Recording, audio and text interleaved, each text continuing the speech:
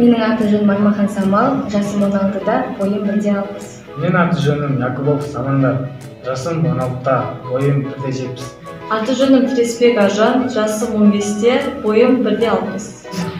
Менің аты-жөнім Боранов Айдар, жасым 16-та, бойым 170. Бүгін 1 сәуір күлкі күні. Халықаралық күлкі күні. 1 сәуір күлкі күні. Бүгін халықаралық күлкі күні.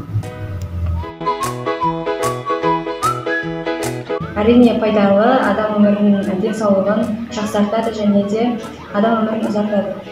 Адамға күліп жүру сүннет болып есептеледі.